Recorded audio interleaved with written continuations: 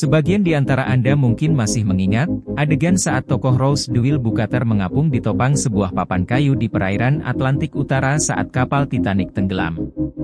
Properti syuting berupa pintu kapal di film Titanic yang diproduksi pada 1997 itu baru saja dilelang dan terjual dengan harga fantastis, yakni $718.750 Amerika Serikat atau 11 miliar rupiah. Papan panel kayu terapung ikonik yang berhasil menyelamatkan karakter Rose di perairan sedingin es tersebut dilelang di Treasures from Planet Hollywood, pekan lalu. Menurut Heritage Auctions yang melelang benda properti film ini, potongan pintu kapal Titanic tersebut adalah barang yang paling banyak ditawar di antara barang-barang ikonik warisan Hollywood lainnya. Pintu kapal Titanic itu juga terjual dengan harga paling tinggi dibandingkan dengan barang lelang lainnya, seperti gaun chiffon pastel yang dipakai karakter Rose dan roda kemudi kapal yang masing-masing terjual $118.750 AS dan $200.000 AS. Lantas apa keistimewaan dari properti pintu kapal di film Titanic itu sehingga layak dijual dengan harga tinggi?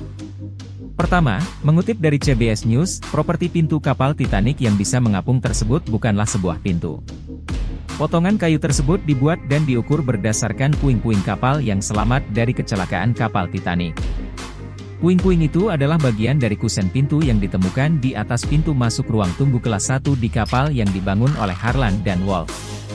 Seperti diketahui, kapal Titanic diakini terbelah menjadi dua setelah menabrak sebuah gunung es. Menurut pihak rumah lelang, potongan kayu tersebut diakini berasal dari area terbelahnya kapal yang naik ke permukaan saat kapal tenggelam.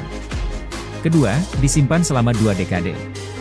Seperti dilansir dari CNN, potongan pintu kayu yang dipenuhi dengan ornamen itu sebelumnya telah dipajang di Planet Hollywood di Orlando, Florida. Sebelum dilelang dan laku dengan harga fantastis, properti film ini sempat disimpan selama kurang lebih 2 dekade. Ketiga, pernah jadi kontroversi. Dalam satu episode acara Discovery berjudul MYTH Boosters yang tayang pada 2012, terungkap bahwa papan kayu dengan panjang sekitar 2,4 meter dan lebar 1 meter itu sebenarnya mampu menopang 2 orang. Dengan begitu, sejatinya karakter Jack Dawson yang diperankan Leonardo DiCaprio bisa saja selamat bersama kekasihnya Rose ketika mengambang di Laut Atlantik di topang pintu kayu ini. Namun, sutradara film Titanic, James Cameron berkukuh, bagaimanapun karakter Jack harus mati. Hal itu bukan saja demi dramatisasi cerita. Cameron bahkan mengundang ahli hipotermia untuk menguji, apakah 2 orang dengan bobot tubuh seperti Jack dan Rose dapat benar-benar bertahan di atas panel kayu tersebut.